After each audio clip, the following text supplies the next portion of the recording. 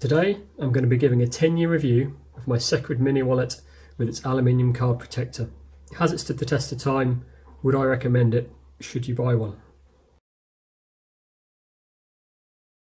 For anyone unfamiliar with Secrid, these are the guys who arguably invented the aluminium pop-up card holder wallet, winning a Red Dot Design Award for this in 2010.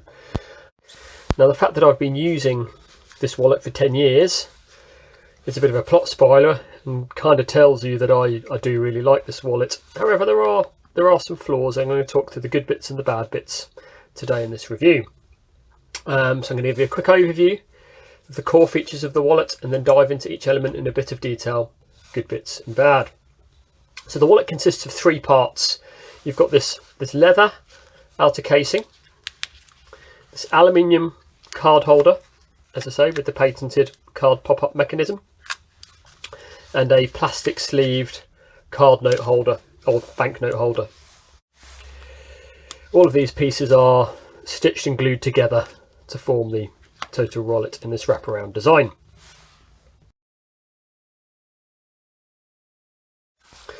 The card protector aluminium box sleeve is the real innovation in this wallet.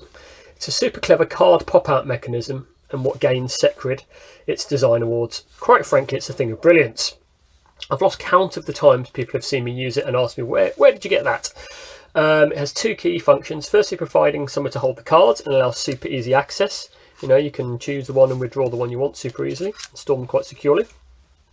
Secondly, protecting the cards from being skimmed. Now, skimming is basically using an NFC reader to take payment from your card by passing close by. For example, thieves can brush up against you close to the packed train or bus, etc. And the aluminium box basically stops that from happening. Now, the trigger mechanism is fairly straightforward and you can obviously operate this however you want. Some people might flick it like this. I sort of tend to hold the wallet like this and flick it like this, and then my hand's ready to take the card out. Obviously, it's whatever's comfortable for you. Technically, you can squeeze 6 unembossed cards, so cards without the raised pieces, such as bank cards in here, or 4 embossed cards. I carry a mix of 4 or 5 cards typically. A lot of people ask, do the cards fall out? And the reality is no. Yeah, if you shake it super violently, you can probably get them to start to come out, but you have to be pretty violent, and I've never encountered a problem in normal use. Now, the first thing you'll see is this is pretty battered. As I said, I've used it as my daily wallet for 10 years, so it's been in and out of my pocket thousands of times. The mechanism's probably been operated tens of thousands of times. And you know what?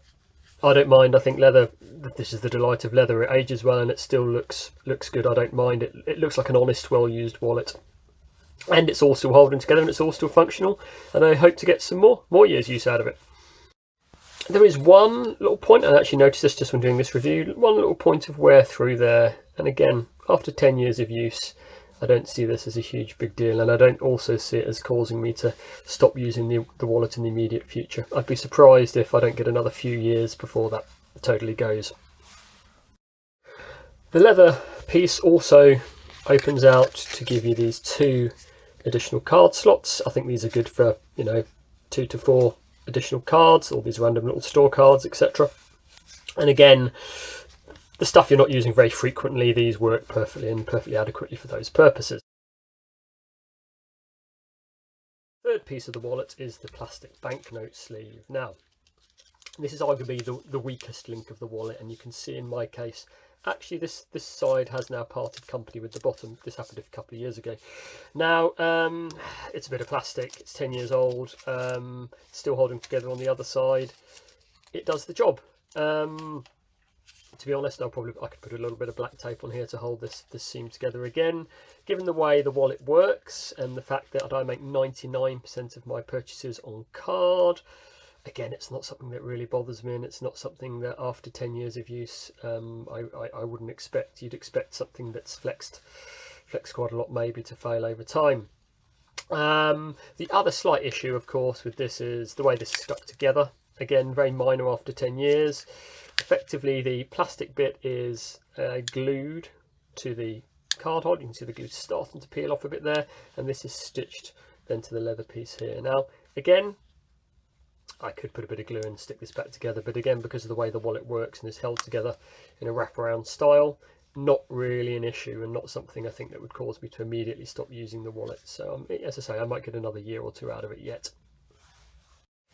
Now the other thing you will notice is, of course, just through the size of the wallet, if I move this ruler over, you can see 1 to 9 inches, about 8 inches across when open, and it folds in 2/3. So banknotes are too wide to fit purely within the plastic sleeve, so you do get this little slight point of curling around here, which isn't super neat, but it's just a reality unless you go for a bigger wallet, or you maybe come up with a different way of folding the note in 3 and sliding it in here. That's always going to be the case, but again, in practical use, not really an issue for me. So there we have it, 10 years of use, a bit battered. A few little areas that could do with attention. So, you know, we've got this slight rub through on the leather here. We've got a little bit of the glue coming apart here, which I could glue, and I could put a little bit of tape around the bottom here, but to fix this. But again, you know, after 10 years, I'm not too worried about these things that don't really stop it in its day-to-day use, especially as my main use case is being able to extract cards this way, and that still works absolutely perfectly. Would I recommend it? Absolutely. Would I buy it in preference to one of the many clone knockoffs all over Amazon, etc.? Absolutely. I think innovation should be rewarded. As I say, these guys invented this mechanism, which is still a thing of brilliance. It's made in Holland using European leather, so, you know, from a carbon footprint perspective, etc., it's good. Fantastic product, highly recommended. And, you know, once this one finally dies, I'll certainly replace it like for like.